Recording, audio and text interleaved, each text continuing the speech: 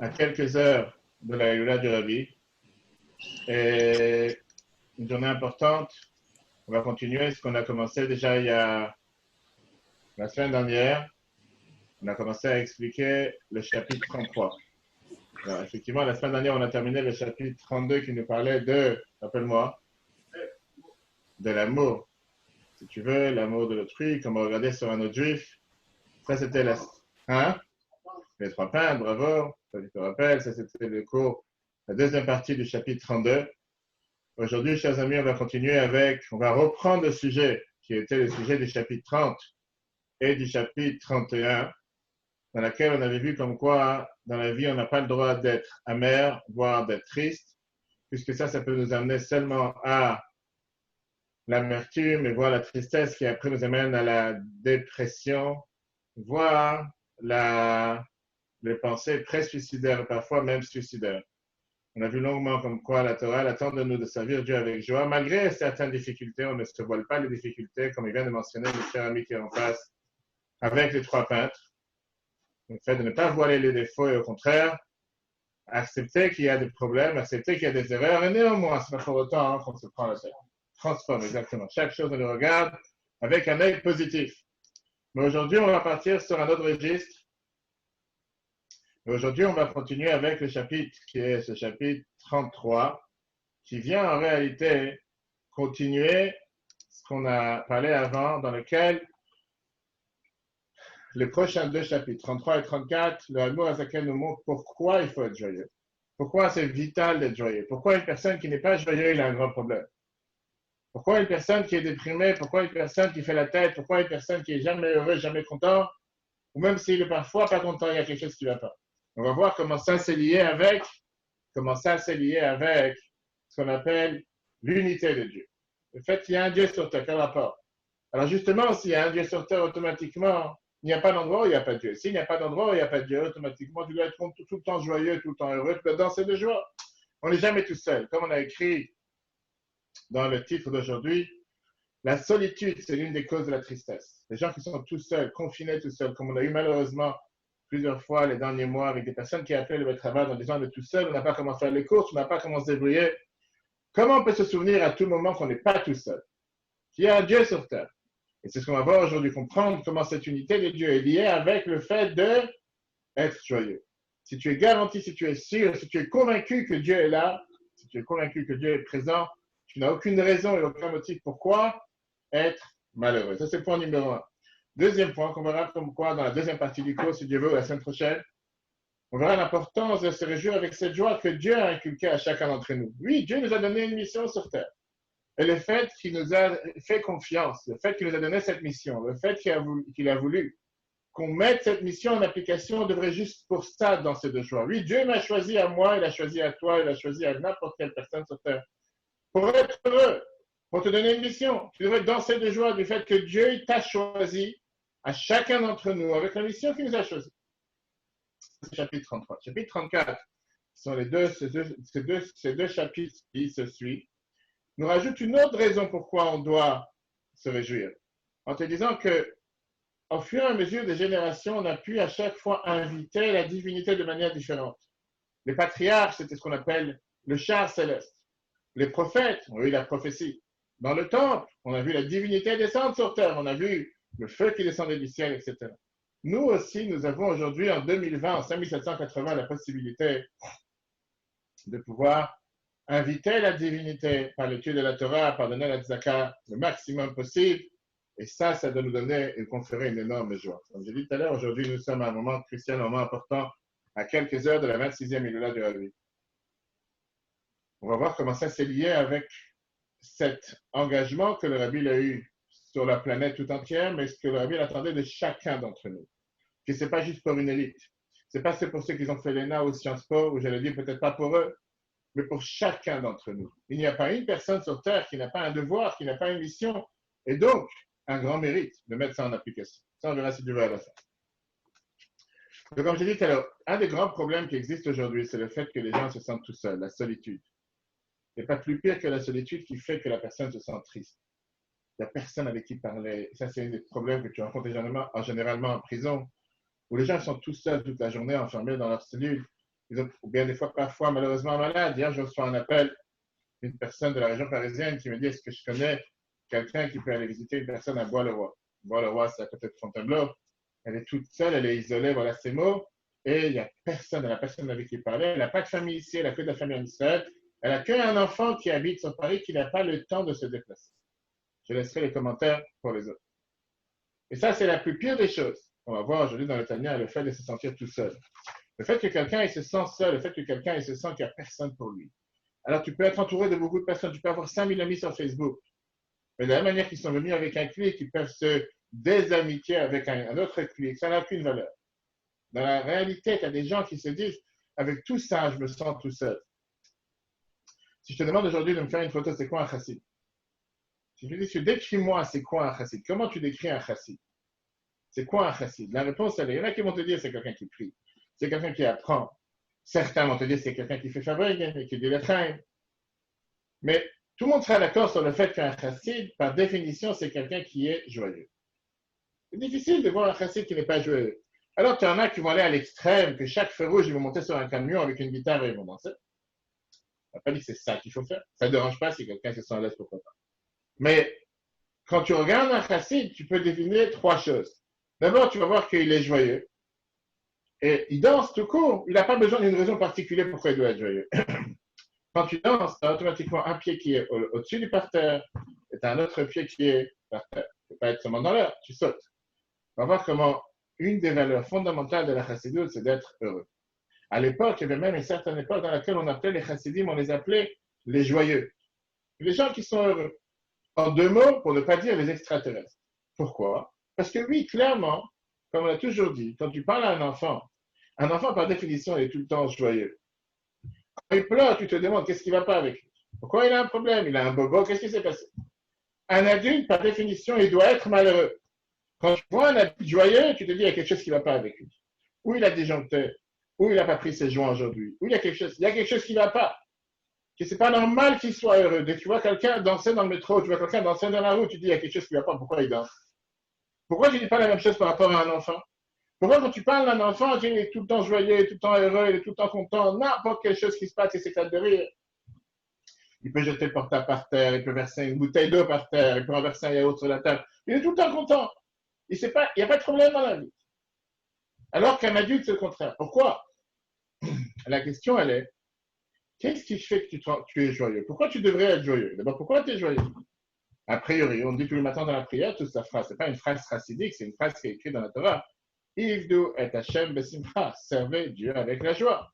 Quel rapport entre être joyeux et la chassidoute? Pourquoi on te dit que c'est la chassidoute, la mentalité chassidique, cette pensée chassidique qui a fait en sorte qu'une personne se sente joyeuse? Pourquoi j'ai besoin d'être joyeux? Pourquoi je ne peux pas être, on va dire, cartésien, carré, français, campagnard, tu fais la queue, tu attends. Très, très renfermé sur lui. Pourquoi tu dois être joyeux? Qui t'a demandé d'être joyeux? Ça, c'est le chapitre 33 qu'on va prendre aujourd'hui, qui nous apprend qu'une des bases de la chassidoute, des bases fondamentales pendant ce vraiment servir Dieu, qu'est-ce que ça veut dire cette unité de Dieu? Ardut Hashem, que Dieu est un d'après la chassidoute. On va voir que ça, si tu comprends comment fonctionne ce monde, ça te donne un regard optimiste sur le monde, sur la vie, et ça t'amène à une énorme joie. Tu vas comprendre pourquoi un chassid il danse, parce qu'à chaque instant, tu te rappelles que tu n'es pas tout seul. Tu n'es pas là à te battre contre des montagnes, tu n'es pas là à te battre contre un monde qui est énormément puissant et toi, tu n'as aucune puissance. Bien au contraire, Dieu est avec toi. Et où Dieu se trouve, toi aussi tu te trouves. Et automatiquement, Dieu se trouve dans la vie de chacun d'entre nous. À la fin, on va comprendre comment le fait de comprendre qu'est-ce que veut dire l'unité de Dieu dans la joie. Alors d'abord, parlons de qu'est-ce que ça veut dire cette Ardut Hashem. Qu'est-ce que ça veut dire cette unité de Dieu? Tous les matins, on dit dans la Tefila, 3 fois par jour, Shema Israël, Hashem Elokeinu, Hashem Echad. Dieu est un. On dit dans la prière quand on sort le Sefer Torah, Ata veta la date, qui Hashem ou Elokim, Ein od milvado. Dieu nous a montré comme quoi Dieu est notre Dieu, il n'y a rien à part Dieu. Le fait d'avoir cette foi dans l'unité de Dieu, qu'est-ce que ça veut dire dans l'unité de Dieu? C'est une des bases fondamentales du judaïsme. Pas seulement, comme on te dit dans les 10 commandements, je suis Dieu, ton Dieu, tu n'auras pas d'autre Dieu. Qu'est-ce que ça veut dire quand tu dis Dieu est un? Qu'est-ce que ça veut dire qu'il y a un Dieu, il n'y a pas deux dieux? Qu'est-ce que ça dérange de dire qu'il y a deux dieux? Le sens simple, quand tu dis Hashem Echad, Dieu est un. Si on dit qu'il est Yachid, qu'il est unique, qu'est-ce que tu veux, mais le sens simple, c'est qu'il y a un Dieu et il n'y a pas de Dieu. Le monothéisme. Tout court. Ce qu'Abraham a dévoilé sur terre. Très bien. Bien, la Torah te dit, tu n'as pas le droit de penser qu'il y a un deuxième Dieu, qu'il y a un autre Dieu qui dirige le monde. Comme les nations du monde pensent qu'il y a ce qu'on appelle le polythéisme. Il n'y a pas un Dieu, il y a plusieurs dieux. D'après cette explication, qu'est-ce que ça veut dire l'unité de Dieu? C'est juste pour te dire, tu n'as pas le droit de penser qu'il y a un autre Dieu. Il y a un Dieu, il n'y en a pas 36. Mais ça ne veut pas forcément dire qu'il n'y a pas une autre existence à part Dieu. Il y a un Dieu, et il y a des autres choses qui ne sont pas des dieux, mais qui ont le droit d'exister à côté de Dieu. En deux mots, le fait qu'il y a un monde, le monde n'est pas contradictoire à l'existence de Dieu. Dieu, je suis d'accord avec toi qu'il n'y a qu'un Dieu, mais après, il y a le monde qui existe. Il est parallèle, il est à côté, il est sous Dieu, peu importe, mais il y a un monde, il y a toute son existence. Bien, la chassidoute, elle te dévoile une profondeur dans l'unité de Dieu, qui veut dire pas seulement qu'il n'y a pas d'autres dieux, que ça c'est tout à fait normal, Hashem Echad, il y a un Dieu, il n'a pas 36. La chassidoute te dit qu'il n'y a pas de monde, il n'y a pas d'existence à part Dieu. Qu'est-ce que ça veut dire, Hashem Echad? Qu'est-ce que ça veut dire que Dieu est un? Que le monde entier est uni avec Dieu et Dieu remplit le monde entier. Qu'est-ce qu'il dit le verset? Malé kol haaretz kevodo. Tu veux dire, le monde entier, toute la terre est pleine de la gloire de Dieu. Et ça, qu'est-ce que ça veut dire? Einod milvado. Niet, niet, niet kavod, la chanson russe. Il n'y a rien à part Dieu. Qu'est-ce que ça veut dire il n'y a rien à part Dieu? Pas seulement qu'il n'y a pas de Dieu à part Dieu. Il n'y a pas d'existence sur terre. Il n'y a rien d'autre à part Dieu. C'est la facile. Qu'est-ce que ça veut dire ce verset qui te dit Ani Hashem lo shaniti. Je suis Dieu et je n'ai pas changé. Qu'on dit tous les matins dans la prière. Encore une fois, comme je dis, c'est tellement riche et si quelqu'un réfléchit et comprend ce qu'il dit les matins dans la prière, il y a beaucoup de choses qu'il va comprendre de lui-même. Ataou atzelonivra olam, Ataou mishenivra olam. Tu es le même avant d'avoir créé le monde. Tu es le même une fois que tu as créé le monde. Qu'est-ce que ça veut dire? Qu'est-ce que ça veut dire une chose pareille? Comme de la même manière que Dieu était unique et Dieu il était un avant qu'il a créé le monde, parce qu'il n'y avait pas encore de monde. Exactement le même il est resté une fois qu'il a créé le monde, comme si le monde n'était pas créé. Ça veut dire, la pensée normale, c'est que c'est impossible une chose pareille. Il y a un monde, comment tu dis que le monde n'était pas créé? Là, la chassidoute te dit que non. Et puisque Dieu se trouve dans chaque chose, dans chaque endroit, dans chaque sujet, il n'y a pas une seule chose où il ne se trouve pas, automatiquement, il n'y a rien en dehors de Dieu. Et ça, c'est ce que ça veut dire, ce que tu dis tous les matins dans la prière. Ataou, Atchelon, Ivra, Olam, Ataou, Michel, Ivra, Olam. Tu es le même avant d'avoir créé le monde et tu es le même une fois que tu as créé le monde. Il n'y a pas de différence. Ce qui est totalement incompréhensible à premier abord, c'est ce qu'on va développer aujourd'hui. Qu'est-ce que ça veut dire qu'il n'y a pas de monde? Ou qu'est-ce que ça veut dire que comme avant que Dieu crée le monde, et une fois qu'il a créé le monde, il est exactement le même? Cette base fondamentale de cette unité de Dieu d'après la chassidoute, elle va encore beaucoup plus loin. Pourquoi elle va plus loin? Parce qu'elle change le regard qu'on a par rapport au monde et elle change le regard par rapport à tout ce qu'il y a dans le monde. Ça, c'est justement un résumé en une phrase de ce que la chassidoute a apporté sur terre. Le Baal Shem Tov, qui était le maître de la chassidoute, qui t'a dit tout est la divinité et la divinité, c'est tout. Qui veut dire, sans cette base fondamentale, l'unité de Dieu d'après la chassidoute, le rapport au monde, c'est un rapport qui est un rapport conflictuel et un rapport qui pose problème. Parce que d'un côté, tu as ce qu'on appelle la Kedusha, d'un côté, tu as ce qu'on appelle la sainteté. Tu as les forces du bien, tu as la divinité, tu as la spiritualité. De l'autre côté, tu as les forces du mal, tu as le matériel, tu as les relations humaines. Et il y a toujours constamment, il y a cette tension entre les deux. Et chacun, il essaie de tirer de son côté. Et donc, a priori, si tu veux être saint, tu devrais, d'une certaine manière, écraser, rabaisser, détruire la vie profane. Prenons l'exemple des prêtres, ou prenons l'exemple de n'importe quelle autre religion, dans laquelle on te dit que si tu veux pouvoir monter vers le haut, pouvoir t'élever vers la spiritualité, tu dois te déconnecter du matériel. Tu ne peux pas être marié, tu ne peux pas avoir de relations conjugales, tu ne peux pas être en contact avec le matériel, tu dois être habillé. Bref, pourquoi? Parce que te rapprocher du spirituel est contradictoire avec le matériel. Tu vas avoir un contact avec le spirituel, tu ne peux pas avoir un contact avec le matériel. Bien, la chassidoute, elle te dit, mais pourquoi tu prends les choses de cette manière? Le matériel a été créé par Dieu. Le matériel, c'est une émanation divine qui existe sur terre à chaque instant. Tu peux trouver Dieu dans les choses, dans le sushi que tu es en train de manger. Dans les choses les plus grossières, les plus matérielles, les plus humaines de la vie, Dieu aussi se trouve. Et donc, le rapport qu'on doit avoir avec le matériel, ce n'est pas un rapport négatif, c'est un rapport positif. Bien sûr, ça dépend comment tu t'y prends. C'est comme tout dans la vie. Prenons un exemple avec la chassidoute, et dans cet exemple, avec le rapport qu'un homme il a avec son corps. Avant que la chassidoute existe, plus de 300 ans, dans le monde juif, la pensée juive était qu'on doit avoir ce qu'on appelle prichut. Qu'est-ce que ça veut dire être prichut? Aujourd'hui, il parle beaucoup seulement de ces lettres au passage. Le cours d'hier soir, c'est les auteurs qu'on peut revoir très riches. J'ai ouvert une parenthèse, j'ai raconté l'histoire. Le cours, on peut le revoir sur l'application. Une fois, une personne avait écrit au rabbi qu'il a senti que les personnes sur Terre sont trop grossières, donc il va interdire le rapport conjugal seulement une fois par semaine. C'est un rabbin dans la chantier. Apparemment, c'est la seule chose qui le dérangeait. Bref, le rabbi qui lui répond en disant que dans notre génération, on est contre ce qu'on appelle prichut. Je veux dire, se séparer, se avoir avec des choses matérielles, ne pas faire des choses qui t'ont l'air matérielles. Ce n'est pas du tout la manière comment Dieu nous a éduqués, comme on voit dans la chassidoute. Mais par rapport à avant la chassidoute, lui, il y avait cette notion, cette pensée qui était d'encourager les jeunes, jeûner, pas les jeunes, d'encourager les jeûner, de rabaisser le corps, de faire souffrir le corps, ce qu'on appelait Taniot de Sigoufim. Des jeûnes et des souffrances. En deux mots, l'idée était reçue que le corps dérange la neshama, le corps dérange l'âme. Le corps te dérange de te rapprocher de Dieu. Et donc, pas seulement que tu n'as pas le droit d'entretenir le corps, tu dois le rabaisser, tu dois le détruire avec différentes formes et différentes manières. Manger par terre, manger un morceau de pain sec, ne pas profiter de quoi que ce soit du matériel. Et tu as encore peut-être certains courants très minimalistes, très, très minoritaires dans le peuple juif qui ont encore cette idée que le matériel, il faut le détruire. Le matériel, tu ne peux pas en profiter. Viens le Baal Shem Tov. Et lui, il te nouvelle que pas du tout. Le corps ne dérange en aucun cas la neshama. Au contraire, le corps, il est là pour servir l'âme. Le corps, il est là au service de l'âme. À la place de détruire le corps, tu n'as pas le droit de gêner. Tu n'as même pas le droit d'organiser des jeûnes plus que la norme. Et le Hamour Azaken dans le Tanya, dans tout ce qui est les Diret Tchouva, qui te parle de tous les erreurs que quelqu'un peut faire, qu'à l'époque, c'était écrit qu'il faut faire 240 jeûnes, 160 jeûnes, 90 jeûnes. Va savoir, il te dit qu'aujourd'hui, ce n'est plus possible dans notre génération. Il y a 250 ans. Il dit qu'aujourd'hui, on remplace ça par la Zaka. Aujourd'hui, on n'est pas dans rabattre le corps. On n'est pas dans l'idée de détruire le corps. On n'est pas dans l'idée de rabaisser le corps. Au contraire, on a le devoir de faire attention à son corps, de nourrir son corps, d'entretenir son corps. Le Rabbi ramène ça dans la Yom 28 Shvat, avec la fameuse phrase, le fameux verset qui est écrit dans la Parasha Mishpatim, que le Baal Shem Tov explique ça de manière chassidique.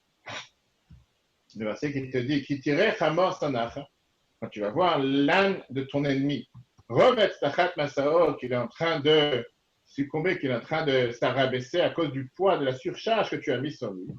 Chadal Tamé Azov, est-ce que tu penses que tu ne vas pas l'aimer? Azov, ta Azov, Imo, tu dois l'aimer.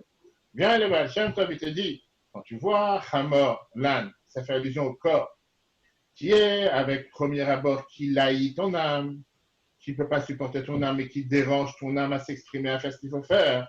Tu vas penser, Chadal Tamé Azov, là, peut-être il faut le détruire. Peut-être il faut le rabaisser. Peut-être il faut le briser. Comme ça, l'âme va pouvoir exister. Bien, la Torah te dit non. Azov, ta Azov, et moi, tu dois travailler avec le corps.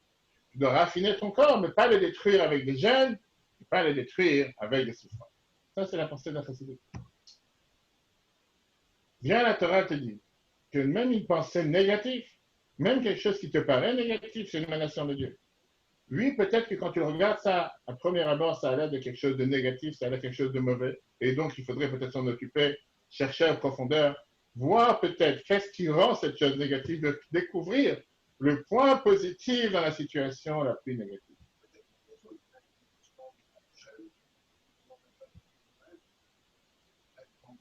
Un rêve qui t'a angoissé, oui. C'est ce que je te dis aujourd'hui, d'après, si tu vois, d'après la chassidoute. La chassidoute t'explique qu'aujourd'hui, on ne fait pas de jeûne. Aujourd'hui, on ne fait pas de jeûne. À la place, on remplace ça par la tzaka, c'est tous les gars de Tchouva qu'on va arriver, si tu vas après, première partie des Tania. Non, aujourd'hui, on ne fait pas de jeûne. Parce que la simple raison, c'est qu'aujourd'hui, comme la Mourazaké t'explique, nos corps sont faibles. Et aujourd'hui, on sait très bien que faire un jeûne, ça veut dire que quelqu'un, il va pouvoir, à cause de ça, se satisfaire, j'ai jeûné. Mais ça ne va pas te demander du travail à faire. Bien sûr que ce que Martin a demandé, c'est du travail beaucoup plus difficile. Parce que c'est du travail sur le long terme. C'est trop facile de dire je vais jeûner. Et d'ailleurs, comme tous les médecins te disent, et tous les diététiciens te disent, et je peux te dire par expérience, que jeûner ne fait pas maigrir. C'est parce que tu vas jeûner. Tu as pu manger, je ne sais pas, 3 paquets de gâteaux, je ne sais pas, 3 kilos de glace. On va savoir quoi la veille. Tu dis, demain je jeûne. Tu as gagné. Tu n'as rien gagné. À la rigueur, tu as laissé ton corps se reposer pour le prochain. Tu n'as rien, tu n'as pas changé. Par contre, faire un régime sur le long terme, ça c'est quelque chose qui aura beaucoup plus d'impact que jeûner une fois. Moi, je ne parle pas de le bienfait du jeûne. La Torah, la chassidoute, téléphone. Ça, c'est ce qu'on appelle la vision optimiste de la chassidoute sur la vie. Une fois que tu comprends qu'il y a cette unité de Dieu, que Dieu il est connecté avec nous, et qu'à chaque instant et chaque chose qui se passe sur Terre, il y a un morceau de Dieu à l'intérieur, si on peut dire. Il n'y a pas quelque chose qui est mauvais, il n'y a pas quelque chose qui est mal. Et automatiquement, c'est à nous de savoir comment l'exploiter et l'utiliser pour le bien. Et quand tu regardes qu'on a été là, cette vision du Rabbi, c'est la veille de la Hillula du Rabbi, 26 ans. Il y a des jeunes de la Torah. Il y a des jeunes de la Torah, c'est-à-dire que tu ne peux pas en vouloir, il y a un petit peu, c'est le Chachamim, il y a des choses qu'on ne peut pas enlever. Mais ce n'est pas pour autant, à part ces 4 jeunes, que la Torah, ce n'est pas pour autant que tu dois commencer chaque lundi, jeudi, commencer à jeûner. Je l'ai vu, la vie nous manque énormément, 26 ans qui nous a quittés matériellement. Mais quand tu vois et tu connais l'histoire, comment à travers 45 ans qu'il avait été présent, plus de 50 ans, depuis 1941 qu'il avait aux États-Unis, comment il a montré à chaque fois comment n'importe quelle chose que le monde prenait comme négatif, Nabi te disait, enlève le négatif et dis-toi que c'est quelque chose que Dieu il a créé pour l'utiliser pour le positif. Ça a commencé au départ par le téléphone. Il y a des longs discours de Rabbi dans lesquels il parle. À l'époque, il y avait des cours de Tania sur téléphone aux États-Unis, dans les années 50, 60, tout au départ. Combien le monde religieux s'est énervé? Téléphone? Avoir un téléphone, de quoi tu parles? C'est quelque chose de mal, c'est quelque chose de pas bien. Mais au contraire, les gens, ils peuvent comment on appelle ça, appeler un numéro de téléphone pour pouvoir entendre les paroles de Torah. Pourquoi Dieu a créé un téléphone si ce n'est pas pour ça? Après, tu es arrivé à la radio. Et les retransmissions des discours du Rabbi tous les samedis soirs sur la radio américaine. Les gens disent, c'est pas possible. C'est pas possible que tu vas avoir une radio chez toi à la maison et qu'en plus tu vas écouter n'importe quelle bêtise. C'est pas possible, tu n'as pas le droit, c'est ta main, c'est impur, c'est ta rêve, c'est quelque chose. Il faut s'en débarrasser. Et la vie qui disait au contraire, si Dieu il a créé la radio, c'est pour pouvoir propager la Torah. Il y a des discours dans la Bible explique dans laquelle la radio, l'avantage c'est que tu allumes un bouton dans un endroit et qu'à un instant de les 4 coins de l'Amérique à l'époque, c'est pas la planète, tu peux entendre les paroles de Torah qui est écrites dans un endroit vers l'autre endroit. Arrivé à la télévision. Premier discours du Rabbi qui ont été la télévision américaine en 1970. Combien c'était? 1970. Tu vois dans les vidéos du Rabbi, les gros caméramans, avaient des caméras qui ne passaient pas 2 mètres de long et 1 mètre de large. Il y en avait une devant le Rabbi et une derrière. Et chaque fabrique, le Rabbi se retournait en lui disant de dire le Chaim à celui qui est derrière, à celui qui est en face. Et le Rabbi ne voulait pas qu'il se focalise que sur le Rabbi. Une des idées que le Rabbi aime parler sur la télévision, c'est qu'il montre aussi le public. Il n'y a pas que combien de gens ont crié, je dis, c'est quelques minutes, j'ai même pas le temps de parler, mais des lettres qui ont été écrites à lui. Mais quoi, une télévision, c'est tellement sale, et c'est tellement impur, il y a tellement de publicité négative, il y a des curés qui parlent, c'est quelque chose. Et combien à chaque fois le Rabbi repoussait en disant, tu rigoles. Le but, pourquoi Dieu a créé une télévision, c'est pour propager les paroles de Torah. Combien de centaines de milliers de juifs en Amérique aujourd'hui qui ont découvert le judaïsme parce qu'ils ont dit qu'un soir, j'étais assis chez moi à la maison, j'ouvre une télévision, je vois un juif, une barbe blanche, qui est en train de parler des paroles qui s'étaient sous-titrées, c'était traduit en anglais. Ils me parlent tellement à moi et qu'ils se sont réveillés, qu'ils se sont rapprochés grâce à ça. Je me rappelle d'un satellite. Dans les années 88, 89, je me rappelle comme aujourd'hui, la première fois qu'on a fait, c'était 87. Palais des Congrès à Paris, j'étais. Dans laquelle on a retransmis, à l'époque ça coûtait une fortune, 100 000 $, on disait par endroit. Pour avoir 1 heure par satellite, tu vois les gros camions qui arrivaient devant le Saint-Saint pour retransmettre en direct la parade de l'Akba Omer avec la Bible. Après, il y avait Khan Kalaï, qui était retransmis au Kretel, à New York, à Moscou. Le monde criait. Et comme ça, tu peux prendre des centaines de choses. Aujourd'hui, on est en 2020. Quelle personne aujourd'hui va oser dire qu'on n'utilise pas l'Internet ou satellite ou radio ou télévision pour propager des cours, des paroles de Torah? Chaque petit rabbin de quartier qui s'honore, il a une page Facebook, il a Internet, il a des cours qui sont entrés par satellite. Les grands rabbins d'Israël qui sont décidés il y a quelques années qu'ils avaient des cours tous les samedis soirs retransmis par satellite dans le monde entier. Tout d'un coup, c'est devenu la norme. Mais pour te dire qu'au départ, c'était des choses qui, dans l'esprit, c'est quelque chose de mal. Et le Rabbi nous a éduqués, nous a appris en nous montrant que rien que Dieu a créé sur terre est quelque chose de mal. Ni la drogue, ni une bombe, ni quand il y avait en 1991. Je dis, on peut parler des heures. En 1991, les Nations Unies ont décidé de couper tout ce qui était les armes nucléaires, les traités nucléaires. La vie qui a expliqué, est-ce qu'on ne se rend pas compte qu'on est arrivé dans une situation, un monde missionné, dans laquelle les armées qui sont utilisées, les avions de combat, les avions de chasse, au lieu de faire la guerre, ils sont utilisés pour aller jeter des sacs de riz, et de manger pour tous ceux qui ont été, les populations qui ont été frappées, pour ceux qui ont eu des inondations. C'est ce que c'est utilisé. Ça veut dire, est-ce qu'il n'y a pas plus beau pour montrer que n'importe quelle chose que Dieu a créée sur terre est pour le positif? Je vais dire, mais bien sûr, on peut l'utiliser pour faire du bien, mais on peut aussi l'utiliser pour faire du mal. Oui, les réseaux sociaux, tu peux faire avec ça tout et n'importe quoi. L'Internet, c'est exactement la même chose. Et pourquoi regarder sur le négatif? Et pourquoi dire que c'est quelque chose de négatif? Et je ne parle pas aujourd'hui lorsque certaines personnes veulent te faire croire qu'un iPhone, c'est bref, il faut casser des iPhones. Il faut faire des cérémonies de casser des iPhones. Il y a un très bon dans certains endroits. Que si tu as un iPhone, tu es un témoin non valable pour pouvoir cachériser un mariage.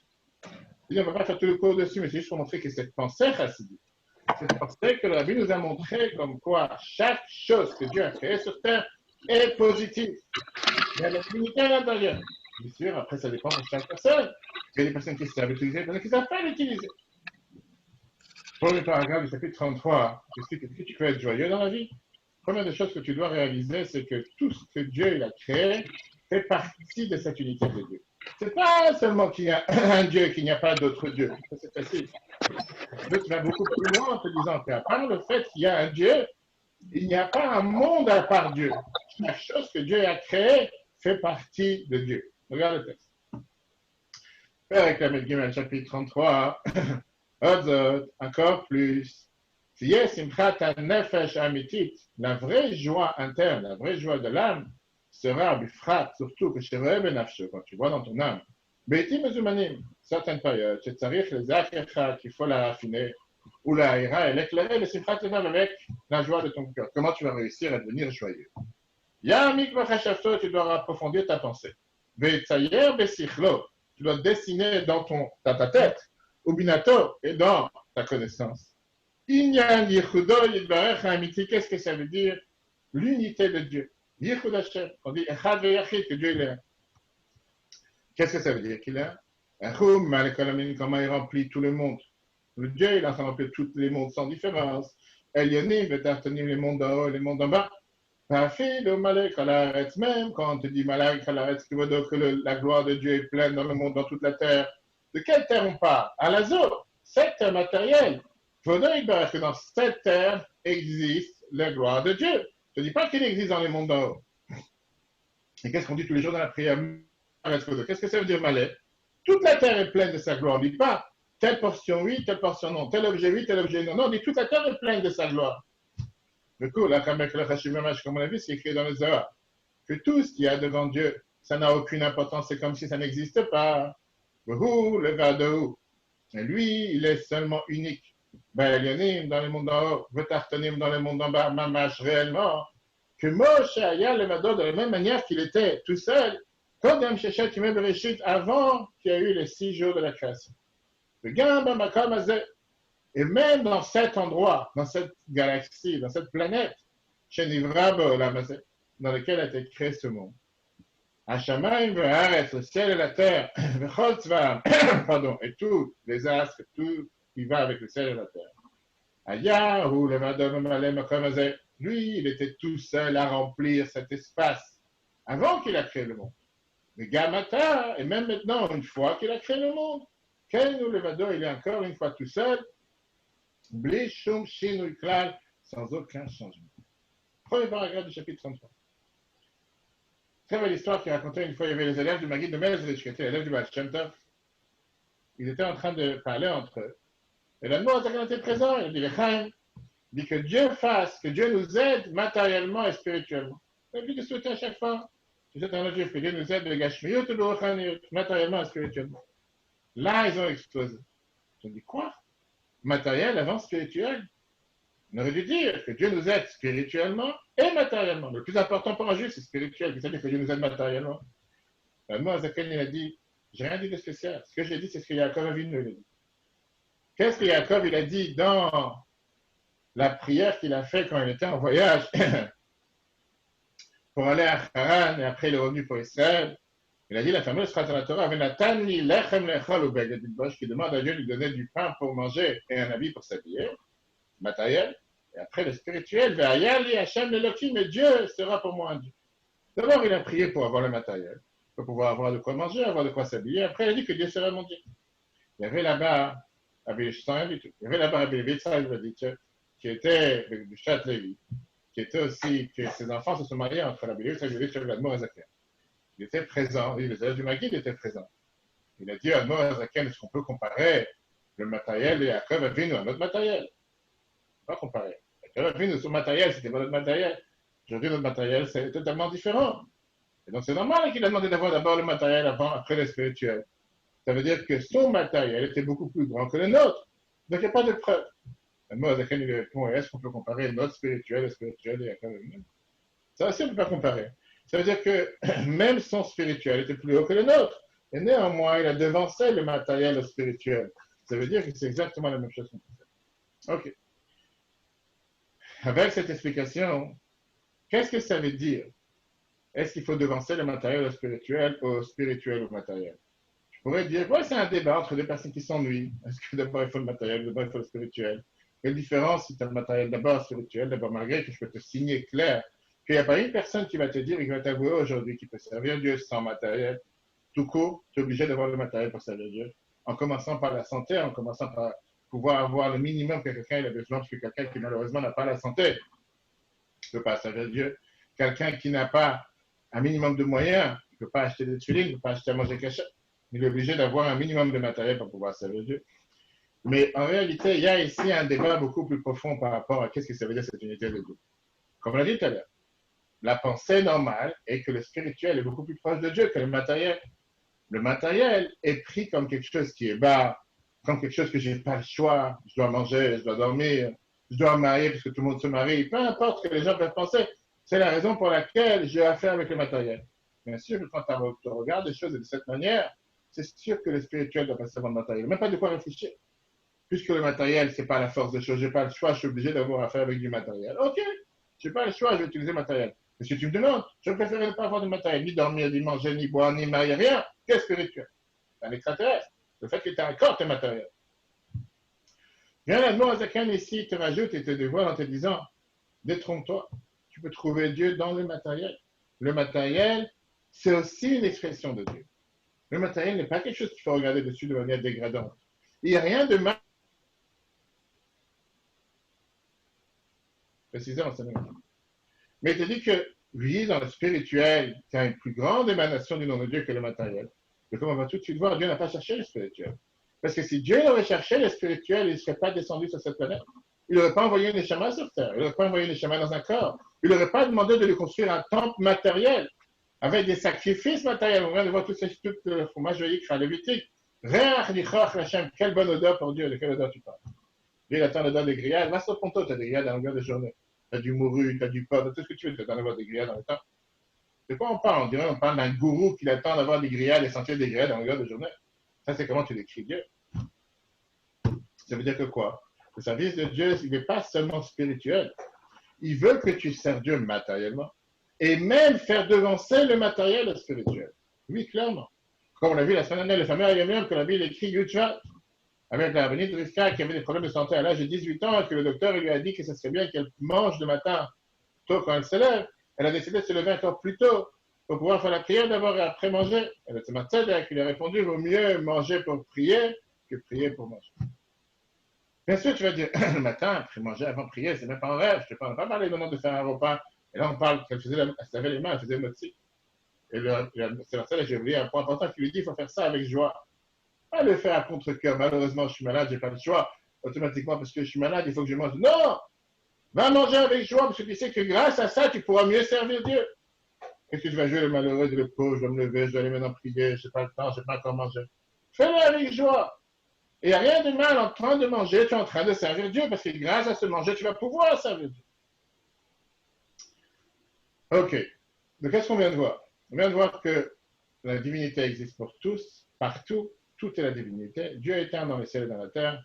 Hachem Echad, Hashamayim ou Baaretz, toutes ces chansons et tout ce que je chante dans les prières tous les jours, souvent les gens pas forcément réfléchir.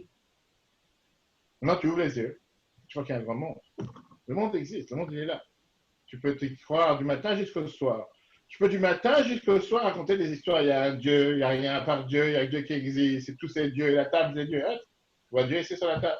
Dans les pâtes que tu viens de manger, il y a Dieu. Où tu as mangé avant? Tu ne vois pas Dieu, tu vois un monde autour de toi, tu ne vois pas un Dieu. Et ça, c'est la grande question. Quand tu décris une personne en disant qu'il est Yachid, Shem Echad, on dit Yachid, que Dieu il est un, Boded, tout seul, Levad, tout seul. Qu'est-ce que ça veut dire il est tout seul?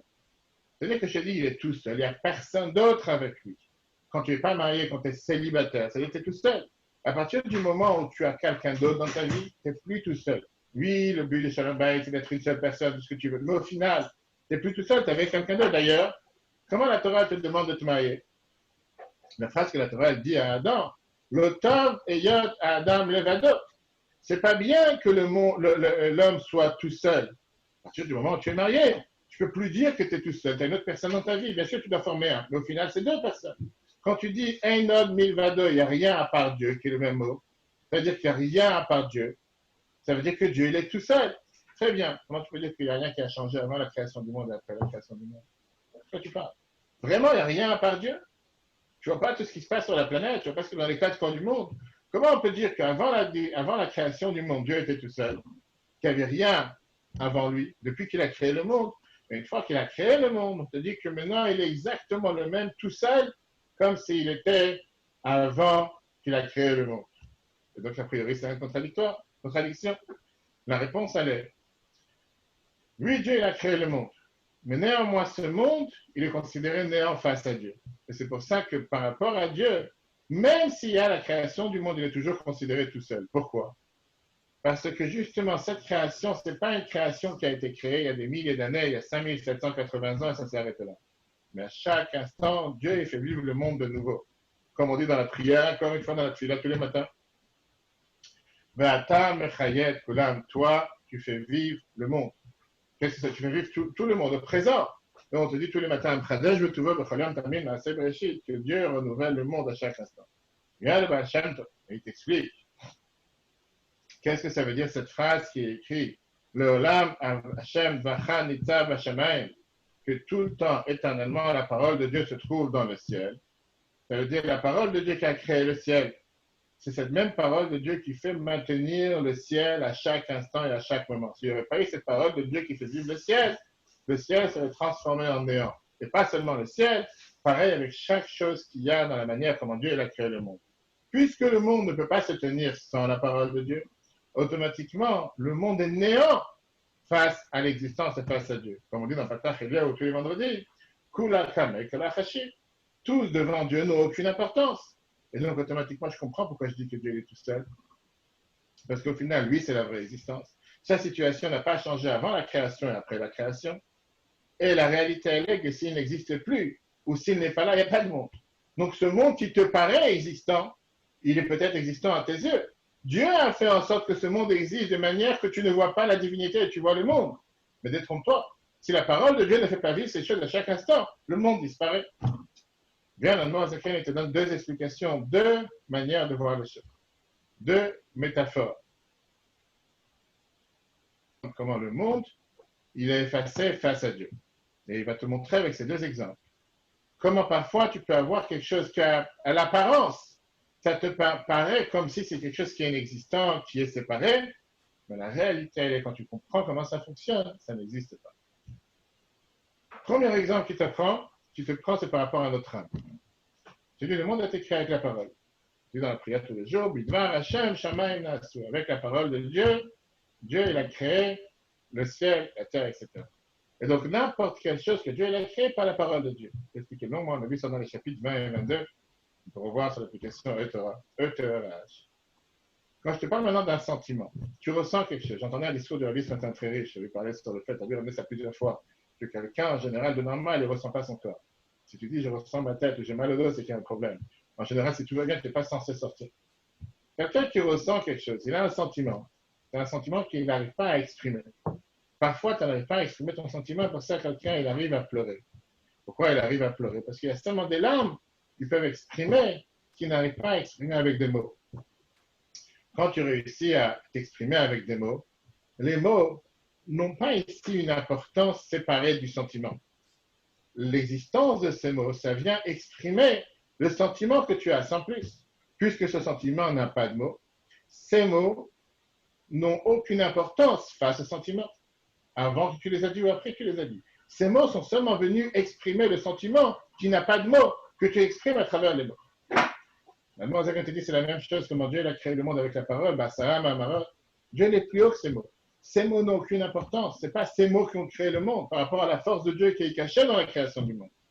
Automatiquement, ces mots ne prennent aucune place par rapport à ce qui a été créé. C'est Dieu qui les a créés. Sauf pour le créer, il devait exprimer tel ou tel mot, que fut la lumière, etc. etc. Moi, ça t'amène un deuxième exemple qui est beaucoup plus profond. La lumière du soleil. Du soleil sort des rayons de soleil qui éclairent la planète avec une énorme puissance. Dans certains endroits, 50 degrés, certains 38 degrés, comme cette semaine ici dans le monde, qui donne de la chaleur, qui donne de la lumière, qui donne de l'énergie. Et que sans ça, le monde ne peut pas vivre. Comment sont créés ces rayons de soleil? Moi, Zakin t'explique. Par ça qui sort du soleil. Le fait que ces rayons sortent du soleil, je peux comprendre qu'ils sont dans le soleil avant de sortir. Et c'est grâce au soleil, ils sortent du soleil pour éclairer. Quand ces rayons se trouvent dans le soleil, ils n'ont aucune importance. Ils n'ont aucune utilité. Parce qu'ils sont dans le soleil. C'est comme s'ils sont totalement néants face au soleil. Comme la Gemara te dit par rapport à une bougie qui éclaire devant le soleil, à quoi sert une bougie quand il y a le soleil? Ça ne sert absolument à rien. L'importance des rayons de soleil, ça commence quand? À partir du moment qu'ils sortent du soleil et qu'ils arrivent à éclairer dans les endroits où le soleil lui ne peut pas se trouver. Le soleil, il n'est pas dans la terre, il n'est pas dans les champs. Le soleil, il est dans la planète, dans les astres. Et c'est ces rayons qui atteignent ces endroits-là. Moi, c'est quand tu dis, c'est la même chose avec la parole de Dieu. La parole de Dieu qui fait vivre la création sur terre. Chaque chose qui existe sur terre, c'est comme ces rayons de soleil qui viennent du luminaire de Dieu lui-même. Si cette parole de Dieu va à un endroit où Dieu ne se trouve pas, comme ces rayons de soleil qui vont dans un endroit où le soleil ne veut pas se trouver, ça se peut qu'ils auraient pu avoir une certaine importance. Tu vois, grâce aux rayons de soleil, le champ il a poussé. Très bien. Mais la réalité est qu'il n'y a pas un endroit sur terre où il n'y a pas Dieu. Il n'y a pas un endroit sur terre où la parole de Dieu ne se trouve pas. Et donc, cette parole n'a aucune importance. Ce rayon, tu peux le caresser ce que tu veux et le remercier que tu as un rayon de soleil qui vient te chauffer. Mais au final, s'il n'y a pas le soleil derrière, le rayon ne sert absolument à rien. C'est le prochain paragraphe que moi, je t'explique pourquoi le monde, automatiquement, il est totalement effacé face à Dieu. Parce que les mots que Dieu a employés sont totalement effacés face à la source qui était Dieu, qui les a exprimés pour créer le monde. De la même manière que dans l'âme, le sentiment, la parole est totalement effacée face au sentiment. La parole vient qu'exprimer les sentiments que tu as, mais ils n'ont pas aucune importance pour eux-mêmes. Exactement la même chose avec la parole de Dieu qui a créé le monde. Deuxième, en hébreu, toutes les créatures. Ils sont totalement annulés, effacés avec leur existence face à Dieu.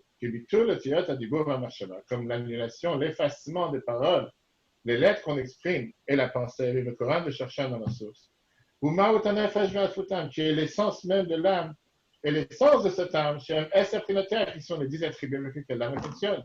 Chokhmah, la sagesse, Bina, l'intellect, la date, la connaissance. Après ça, on a les 7 traits de caractère. Chez Eibem, qu'il n'y a pas ni dans le cerveau, ni dans les attributs, les sentiments, ils n'ont aucune lettre pour s'exprimer. Kodem, chez Mitzapshod, le Vush avant qu'ils s'habillent dans l'habit de la pensée, comme on l'a expliqué longuement dans les chapitres 20-21 à Incham Regadava. Donc, chez Nidberg, Amkenela était pas ce deuxième exemple. Le Makomacher, comme on l'a expliqué dans un autre endroit, Machal, Gashmila, c'est un exemple matériel. Mais il y a du sujet Bitul, l'annulation, Ziver Hashemesh, le rayon et la lumière du soleil. Bimekoro, Gouf, Kadour Hashemesh, c'est l'as, c'est le ballon, c'est ce qu'on appelle le soleil en lui-même, Shibaraki, qui est dans le ciel. Tous ces rayons sont effacés face au soleil. Chez Gamsham, que même là-bas, dans le soleil lui-même, Meir ou Mitpachet, il est clair et il se dévoile, Vadaï, de manière sûre, Zivovero, ses rayons et sa lumière. Et là, c'est Cham, mais que dans le soleil lui-même, Boubatel, Bimtsiot, il est totalement annulé d'une corolle dans sa source dans le soleil. Ou Keilo est de Bimtsiot, comme si ça n'existe pas. Une fois que le rayon il sort du soleil, et il va agir sur le champ pour faire pousser tes pommes ou tes fruits ou tes tomates, là tu dis, ah, le soleil il sert à quelque chose. Car Hamamash d'Arech Machal, c'est exactement le même exemple. On dit tout l'effacement du monde, tout ce qui comporte. Bimtsiot avec son existence, les gamins me corrompent par rapport à sa source. Chez vous, que ça, c'est la lumière infinie de Dieu. Donc, moi, chez les je commence à expliquer là-bas le monde. Alors, qu'est-ce que ça veut dire, cette unité de Dieu dans la vie de chacun d'entre nous? Vous retrouvez ça dans la vie réelle, dans les histoires. Un grand cardiologue de Chicago qui réussissait énormément dans son travail, et il avait de plus en plus de clients. plus il réussissait, plus il y avait quelqu'un qui se dérangeait. Et ce quelqu'un, c'était sa femme. Plus il avait de clients, plus il avait du travail. Sa femme se disait, à cause de ça, tu as moins de temps à passer à la maison, moins de temps avec les enfants, tu as de plus en plus de queues, de rendez-vous, tu finis le rendez-vous à 8h, 9h, 10h, 11h. C'est un des plus grands cardiologues des États-Unis. À cause de ça, toute ta vie de couple est totalement détruite. Et on connaît tous ce dilemme entre le travail et la famille. Parfois, tu mets énormément d'heures dans le travail pour pouvoir amener la famille à la maison. Et pour ça, tu restes parfois des heures en plus. Et parfois, tu essaierais de travailler à la maison. Et parfois, même quand tu es en train de manger, tu n'es pas forcément consacré à ta femme et tes enfants. Et ta femme, elle se plaint. Et les enfants, ils sont désemparés. Papa, il est tout le temps occupé, il n'est jamais là. Qu'est-ce qu'on doit faire? Ce cardiologue, c'est un cardiologue qui est vivant, qui s'appelle Dr. Ivor Weiss. Il a eu la chance d'être le cardiologue privé du Rabbi. Après l'attaque cardiaque que Rabbi a eue en 1978. On l'a appelé à Chicago pendant ses fatras. Il a pris un avion et a tout laissé tomber pour s'occuper du Rabbi. Et il a eu la chance, parmi les différentes rencontres qu'il a eues avec le Rabbi, de lui poser ce dilemme, ce problème. Le Rabbi avait exactement le même problème, et parfois un problème beaucoup plus dur. D'un côté, il y a des dizaines de milliers de personnes qui se tournent à lui, par écrit, en audience privée tous les soirs, de 9h à 7h du matin, dans la synagogue. Les rencontres avec des gens qui étaient sans fin, qui d'année en année devenaient de plus en plus nombreux. Ça prenait énormément de temps. Comme je dis, le Rabbi terminait la Yechidut le matin à 7h du matin, il sortait pour aller à la Kreta Torah le lundi, jeudi, par exemple. De l'autre côté, il était marié, il avait une femme, la rabbinite. Comment faire? Le Rabbi a répondu à ce Dr. Weiss. Il a dit, fais comme moi. Chaque jour, je consacre un moment avec lequel je parle avec ma femme, la rabbinite. Mais ces moments que je consacre à ma femme, c'est aussi sain et important que le moment que je consacre à la prière. Je ne fais rien d'autre que de consacrer ces minutes pour ma femme. La vie est en train de te dire que le temps que tu passes avec ta femme, ça doit être un temps de qualité aussi important que la prière. Comment tu peux comparer les deux? La prière, c'est spirituel, c'est entre Dieu et l'homme. Avec ta femme, c'est matériel, un homme et une femme. Mais là, c'est justement qu'est-ce que ça veut dire, cette unité de Dieu, comme on dit tout à l'heure. C'est pas que le monde il est d'un côté et le matériel il est de l'autre côté. Mais même dans la vie, le matériel fait partie du service de Dieu. Tu dois être capable de consacrer un moment à ta femme et de donner la même sincérité, la même sérieux, comme si tu étais en train de prier. Parce que les deux s'appellent servir Dieu. Il y a un moment que tu sers Dieu par la prière, et il y a un moment dans lequel tu vas consacrer à ta femme qui est aussi considéré un moment pour servir Dieu. Et donc, ce moment, c'est un moment que dans la Yom Yom, c'est écrit, consacrer un moment à sa femme, consacrer un moment à ses enfants. Qu'est-ce que ça veut dire de prendre tous les sérieux, sans répondre au téléphone, sans regarder les derniers WhatsApp, les derniers Facebook, les derniers messages, parce que tu es en train de servir Dieu. Quand tu es en train de servir Dieu, tu veux penser à rien d'autre. Ça, c'est jusqu'à le deuxième chapitre. La semaine prochaine, c'est du on verra comment le fait de penser de cette manière, agir de cette manière, amène une énorme joie, pas seulement dans la vie de tous les jours, ça amène une joie pour pouvoir servir Dieu, et ça fait en sorte que tu vois aucune contradiction entre ce que tu fais, entre ce que tu es, la mission que Dieu t'a donnée, et entre le service de Dieu qui s'exprime H24 dans tout ce que tu fais du matin jusqu'au soir, que ce soit matériel ou que ce soit spirituel. Comme je dit tout à l'heure, on a quelques heures de la Yula du Rabbi, la 26e Yula du Rabbi. Le chiffre 26, c'est un chiffre important, peine énorme. Et ça fait 26 ans qu'on ne voit pas le Rabbi. Ça fait 26 ans qu'on n'entend pas matériellement, surtout ceux qui ont eu la chance de vivre avec lui de son vivant. Mais de l'autre côté, le Rabbi nous dit que le Rabbi est toujours présent, comme le Zohar te dit. Qu'un tzaddik qui nous a quittés, le plus présent de son vivant, de siècle de son vivant. Et le jour de la Yula d'un tzaddik, on dit que tout ce que le tzaddik il a fait sur terre monte dans le ciel et élève avec soi tous ceux qui sont sur terre à un niveau sans précédent. C'est un jour énormément important. Pour ça, j'ai envoyé des emails et WhatsApp pour demander aux gens d'écrire au Rabbi. Un jour dans lequel on a l'habitude d'animer une veilleuse, un jour dans lequel on a l'habitude de donner la tzedaka. Rabbi dit à chaque fois en termes de chiffres, c'est 26 ans. Tout celui qui peut aider, va aider le Betrabat, Saneman, Trabat77.org, CHABAD77.org sera béni. On va mentionner son nom sur la tombe du Rabbi ce soir et demain. Mais c'est important d'investir dans les institutions du Rabbi enseignement, aux alentours, et surtout se dire qu'on doit prier à Dieu, qu'on puisse revoir le Rabbi matériellement. Mais jusqu'à que Mashiach arrive, en espérant que ce soit aujourd'hui, comment mettre toutes ces leçons en application. Que ce ne soit pas juste des morceaux d'études, mais que ce soit des choses concrètes, réelles dans la vie de chacun d'entre nous, c'est apprendre à regarder les choses avec ses lunettes du Rabbi. Et ça, ce sera justement la conférence qu'on donne ce soir à la Varenne, à 20h30, invité. Très belle conférence sur Gimel Tammuz, la 26e Yula du Rabbi, dans laquelle on parlera sur ce dossier, comment le Rabbi nous a appris qu'il n'y a pas une action que tu peux faire que tu dois sous-estimer. Chaque action a sa valeur, chaque personne a sa valeur. Il n'y a pas une personne en trop, ça on débattra si Dieu veut ce soir à 20h30. Le cours sera replay sur l'application ETRA sur Google et Apple. Très bonne journée à tous et si Dieu veut, à la semaine prochaine. Okay.